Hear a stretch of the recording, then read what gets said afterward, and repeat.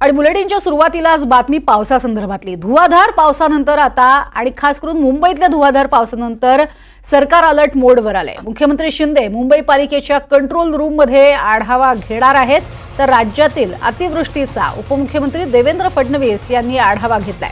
मुंबईत झालेलं नुकसान आणि प्रशासनाकडून केल्या जाणाऱ्या उपाययोजना याची फडणवीसांनी माहिती घेतली आहे। देवेंद्र फडणवीस विधानसभेमध्ये निवेदन करण्याचीही शक्यता आहे। देवेंद्र फडणवीसांकडून नागरिकांना सतर्क राहण्याचं आवाहन करण्यात आलंय, तर गरज असेल तरच बाहेर पडा अशा स्वरूपाच्या सूचना या मुख्यमंत्र्यांनी सर्व नागरिकांना आणि खास करून मुंबईकरांना दिल्यात।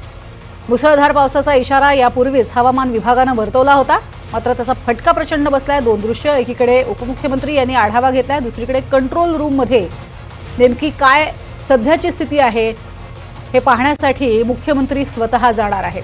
मुंबईमध्ये अतिशय सुसज्ज अशी ही कंट्रोल रूम तयार करण्यात आलेली आहे। या कंट्रोल रूमच्या माध्यमातून ज्या ज्या ठिकाणी पाणी साचतं किंवा ज्या ठिकाणी आपत्कालीन परिस्थिती निर्माण होते अशा सगळ्या भागांची पाहणी केली जाते। सीसीटीव्ही लावलेले आहेत आणि त्या सीसीटीव्हीच्या माध्यमातून तिथल्या ताज्या घडामोडी जाणून घेतल्या जातात आणि त्याप्रमाणे उपाययोजना केल्या जात असतात। तर या सगळ्याचा आढावा आहे तो उपमुख्यमंत्र्यांनी सुद्धा घेतलाय आणि मुख्यमंत्री हे सुद्धा आता थोड्याच वेळात कंट्रोल रूम मध्ये पोहोचणार आहेत।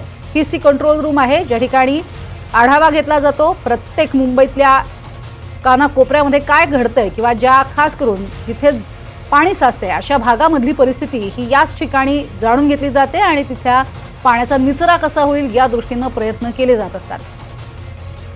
तसंच वेगवेगळ्या चॅनल्सचे टीव्ही सुद्धा तिथे लावून ठेवलेले असतात, जेणेयोगे ज्या ठिकाणी त्यांची नजर पोहोचत नाही किंवा त्यांचे कॅमेरे ज्या ठिकाणी नाहीत त्या भागातली परिस्थिती सुद्धा तिथे कळू शकते।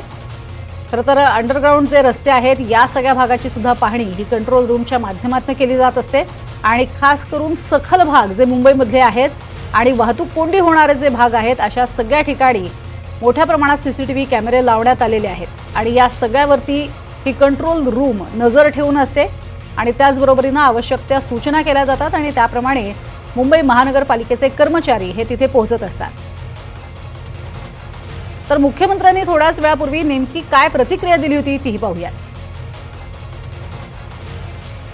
मुंबई महापालिकेचे आयुक्त आणि स्टेट डिझास्टर मॅनेजमेंट आणि एनडीआरएफ यांच्याशी बोलतोय मी। आणि आता मुंबईतलं जे काही पाऊस आहे, मुंबईतलं पाणी हे 65 मिलीमीटर पडला तरी पाणी भरतं। आता 267 ते 300 मिलीमीटर पाऊस पडलाय रात्रभरामध्ये। खूप जोरदार अतिवृष्टी झाली आहे आणि त्यामुळे चुनाभट्टी मानखुर्द मध्ये पाणी भरले, सांताक्रूज सायन कुर्ल्यामध्ये पाणी भरलंय आणि यामुळे आता सीएसटी ते कल्याण स्लो लाईन चालू आहे, फास्ट लाईन सुरू होईल असं मला डीआरएम आता म्हणाले। हार्बर लाईन बंद आहे, ती आता चुनाभट्टीतलं पाणी काढण्याचं पंपाने काम सुरू आहे। सगळी टीम बीएमसी आणि डिझास्टर मॅनेजमेंट आणि रेल्वे एकत्र येऊन काम करतायत आणि याच्यामधून लवकरच दिलासा मिळेल। आणि त्याचबरोबर एसटी आणि बीएसटी यांना देखील सूचना दिलेल्या आहेत, ज्या ज्या ठिकाणी रेल्वे प्रवासी स्टेशनवर आहेत अडकले त्यांना सुखरूप त्यांच्या कार्यालयापर्यंत घरापर्यंत पोहोचवण्याच्या सूचना मी दिलेल्या आहेत आणि त्यामुळे तेही काम सुरू आहे। थोडं प्रवाशांनी नागरिकांनी थोडं सहकार्य केलं तर याच्यातून त्यांना तात्काळ दिलासा मिळेल।